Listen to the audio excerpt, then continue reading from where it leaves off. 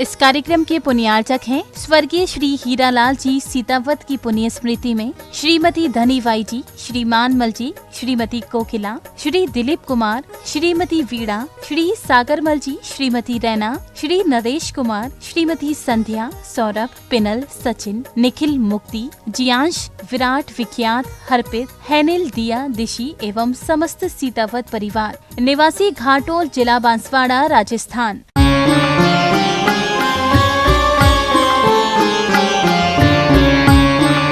आज का दिन सबसे महत्वपूर्ण दिन होता है। दिगंबर जैन धर्म में त्याग का सबसे ज़्यादा महत्व है। मुनि महाराज जब बनते हैं, दीक्षा लेते हैं, तो एक साथ सब त्याग देते थे। पहले जंगलों में होती थी दीक्षा, आज सबके सामने इसलिए दीक्षा होती है कि इससे लोगों को भी प्रेरणा मिलती है। पहले पिछी परिवर्तन कमरे में हो जाता था, उतने ही लोग जितने रहते थे लाभ ले पाते थे। कलश स्थापना तो पहले नहीं होती थी, वर्तमान में सब जगह कलश स्थापना होने लगी। उससे लोग दान से भी जुड़ते हैं और त्याग भी करते हैं, क्योंकि ये प्रभावना का अंग है। जैसे श्री जी की शोभा यात्रा निकलती है, भगवान के बस मंदिर की आसपास परिक्रमा लगा लो या अंदर ही घुमा दो भगवान को, नहीं, ये इसलिए निकाला जाता है रथ वगैरह कि इससे जितने लोग अन्य लोग होते हैं वो दर्शन भगवान के कर लेते हैं, और इससे सभी की भावना भी निर्मल होती है और लोग जुड़ते भी हैं। और जो कभी बीमार आदि रहते हैं, जिनको कभी भगवान के दर्शन नहीं हो पाते हैं, जब भगवान का विहार होता है रथ यात्रा के माध्यम से, तो उनको भी दर्शन हो जाते हैं। और वैसे तो भगवान कहीं जाते नहीं हैं वर्ष भर, लेकिन यात्रा के निमित्त से अपने आपको सौभाग्यशाली समझते हैं जिनके दरवाजे से भगवान निकल जाते हैं। कि हमारे देखो भगवान हमारे घर से निकल गए, मुनि महाराज तो आहारचर्या के माध्यम से जाते ही हैं, उसके अलावा नहीं जाते हैं। तो सारे विश्व को पैसा चाहिए, प्रत्येक आदमी चाहता है कि कैसे भी हो पैसा आना चाहिए। पैसा है तो परमात्मा पक्ष में है, और नौकरी हाथ में है, कुर्सी पास में है, साधु साथ में है, जनता पीछे है, गाड़ी आगे है, गले में माला है, हाथ में प्याला है, और दुनिया मुट्ठी में है, मुट्ठी में सोने की गिट्टी है। जगह जगह नाम है, 56 प्रकार के व्यंजन की थाली सुबह और शाम है, और सोशल मीडिया आदि पर फोटो सेट नाम है, टीवी में ऐड है, और हाथों में डायमंड सेट। इसलिए पैसों की महिमा परमात्मा से ज़्यादा देखने में आ रही है। और कहा भी है कि दाम करे बस काम, रामचंद्र बैठे रहे। तो पैसों की महिमा देख करके आज के लोग भगवान को भूल जाते हैं। भजन भी सुनाते ना वो आएगी पंक्ति अभी। तो धर्म कर्म पूजा पाठ आदि आदि सब कुछ भूल गए लोग, मात्र पैसों के लिए आज के युवा पढ़ाई करते हैं। पैकेज मिलता है ना, तो उसी के लिए पढ़ाई होती है, रिटर्न मिलेगा, हम अभी पैसा लगाएंगे। बिजनेस हो गया, पढ़ाई को भी बिजनेस बना दिया गया है। और सब लोग जो अधिकारी नौकरी करते हैं, भक्त भगवान की पूजा भक्ति करते हैं, और भी जो करते हैं, सब एक व्यापार हो गया। तो पैसा एक ऐसी चीज़ है जिसकी कोई जाति नहीं होती, जिसकी कोई नीति नहीं होती, और जिसके लिए कोई भेदभाव नहीं होता, जिसके लिए ये परहेज नहीं होता, और जिसके लिए प्रत्येक मनुष्य हाथ फैलाए बैठा है। छोटा बच्चा भी रहता है ना, तो पैसा दोगे वो जानता नहीं है पैसा क्या कहलाता है, लेकिन पकड़ लेता है।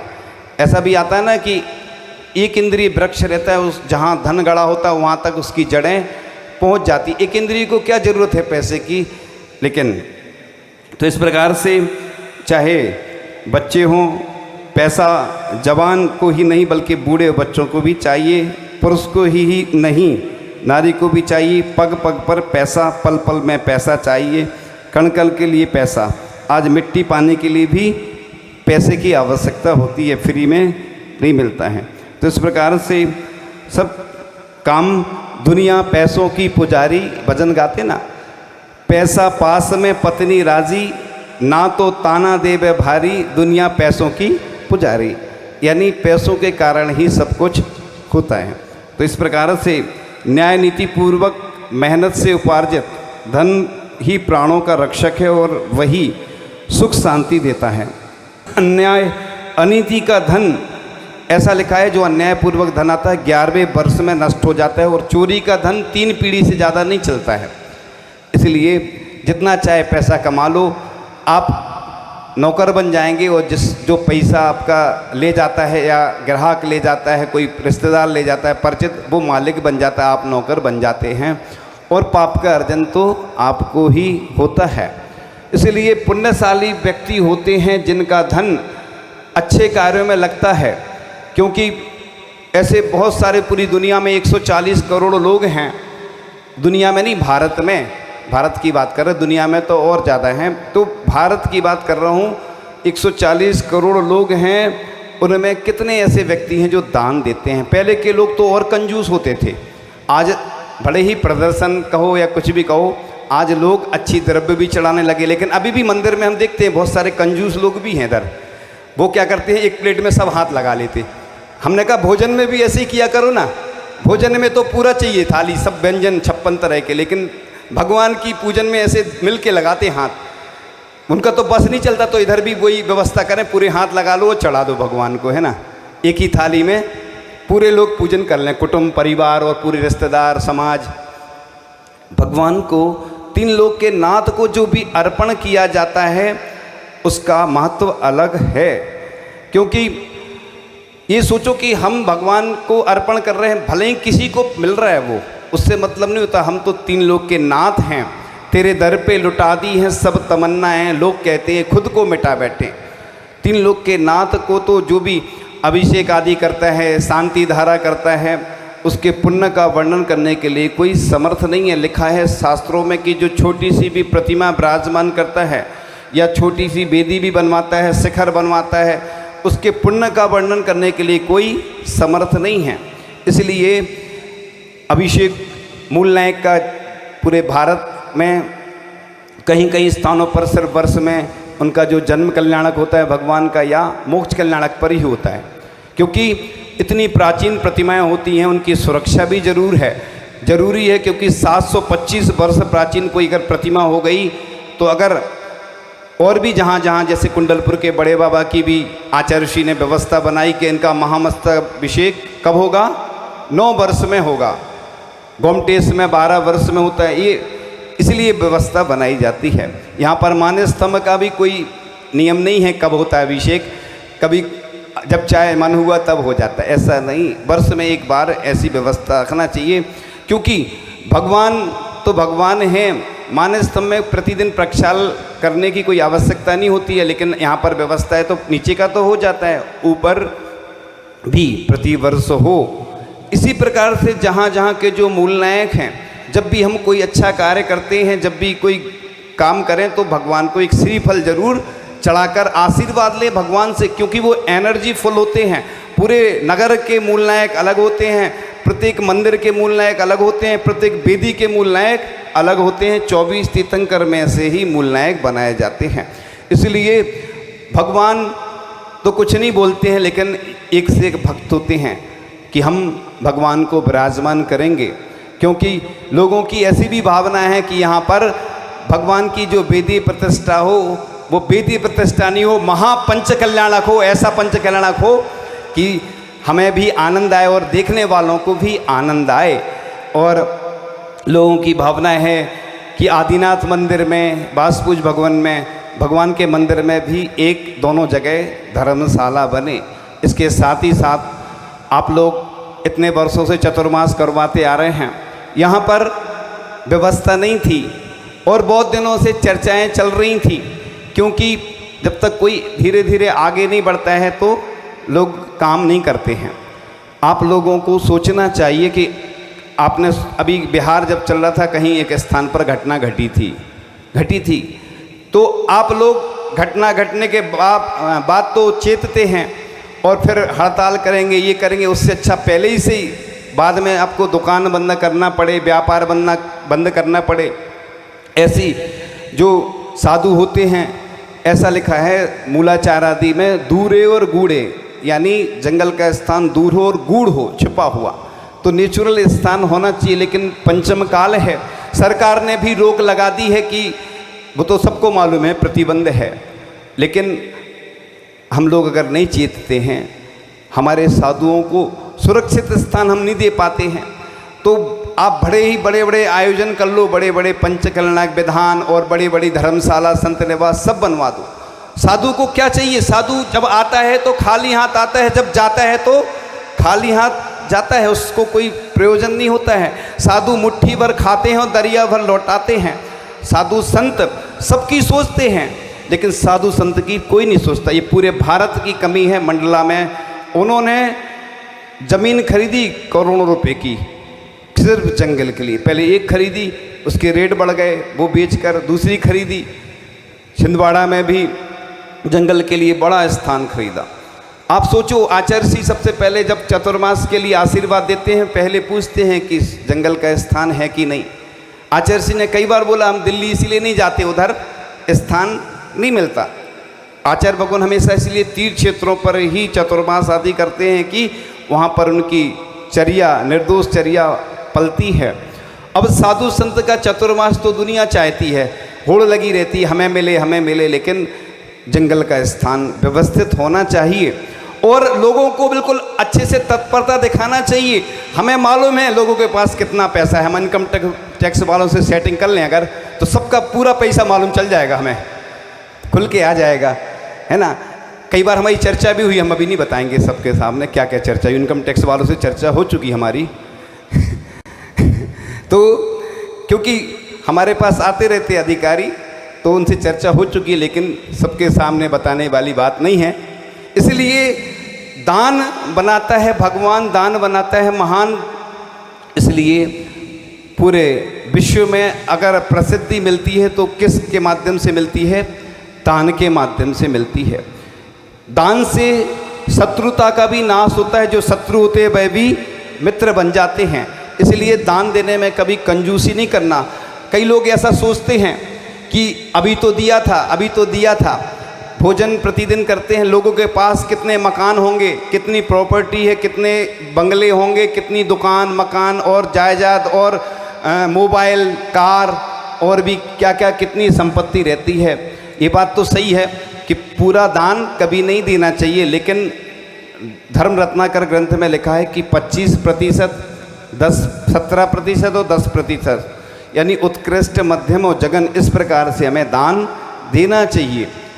अगर दान नहीं दोगे तो तुम्हारा पैसा बीमारियों में या कोई इधर उधर सब चला जाता है। हमने देखा है लोग बहुत सारे आते हैं, हम जिंदगी भर कमाते रहे और हमारा धन चला गया। तो पुण्य में जो लगाता है उसका धन हमेशा बढ़ता चला जाता है।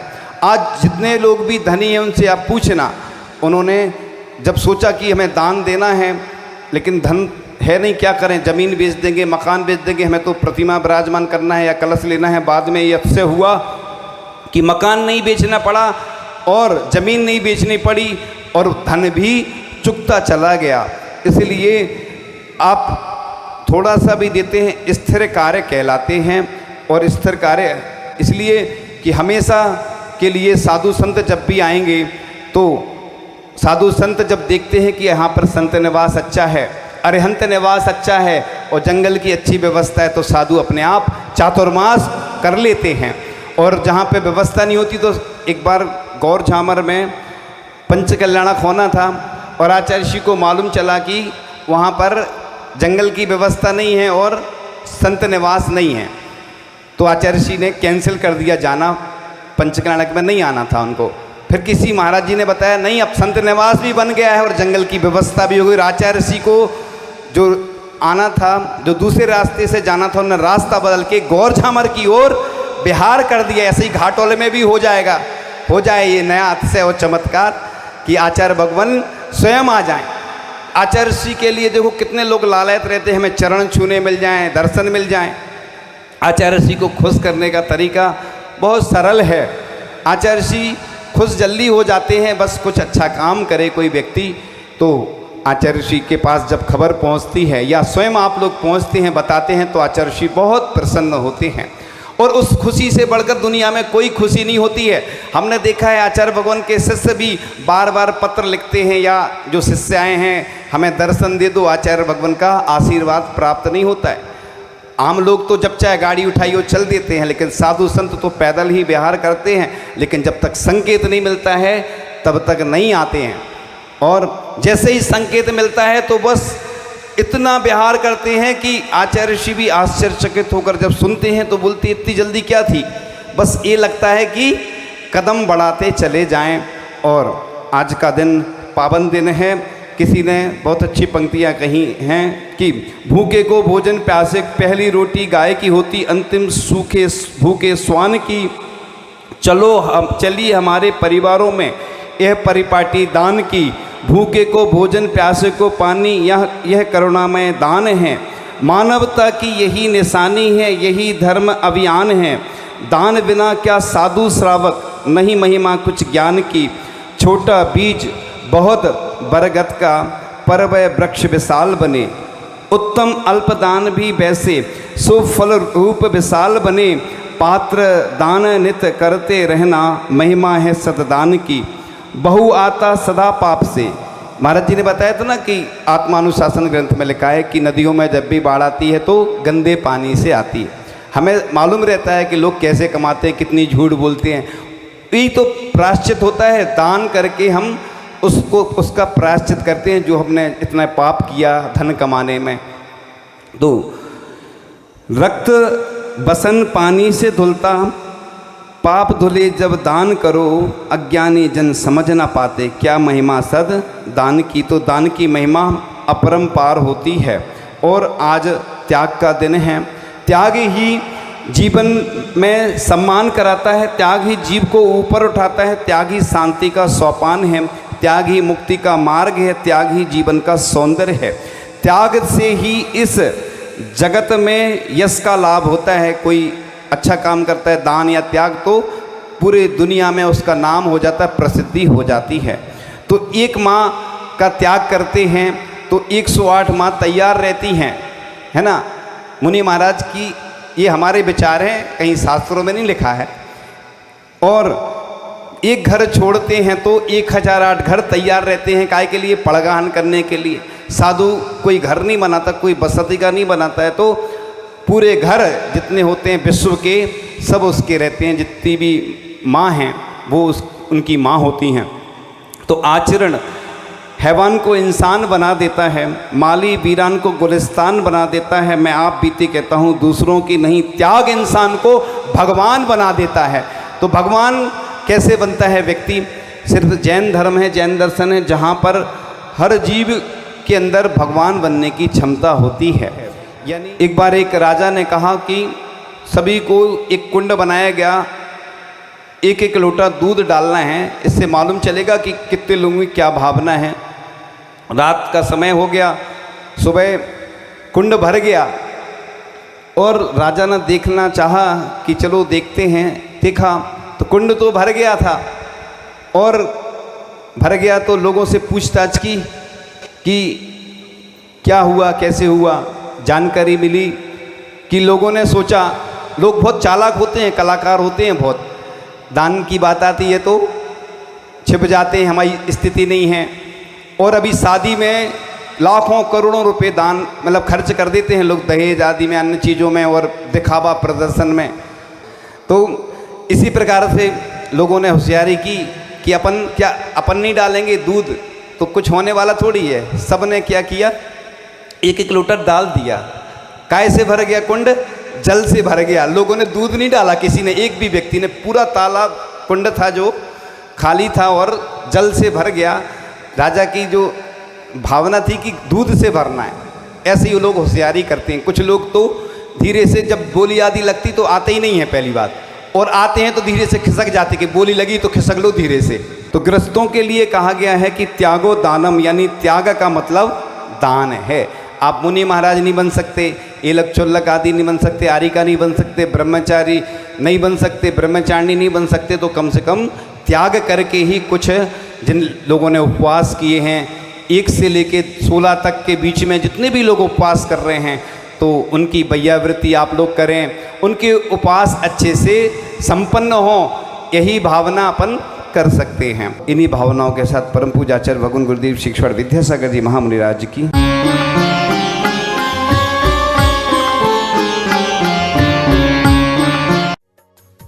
इस कार्यक्रम के पुण्यार्चक थे स्वर्गीय श्री हीरालाल जी सीतावत की पुण्य स्मृति में श्रीमती धनीबाई जी, श्री मानमल जी, श्रीमती कोकिला, श्री दिलीप कुमार, श्रीमती वीणा, श्री सागरमल जी, श्रीमती रैना, श्री नरेश कुमार, श्रीमती संध्या, सौरभ, पिनल, सचिन, निखिल, मुक्ति, जियांश, विराट, विख्यात, हरपित, हैनिल, दिया, दिशी एवं समस्त सीतावत परिवार निवासी घाटोल, जिला बांसवाड़ा, राजस्थान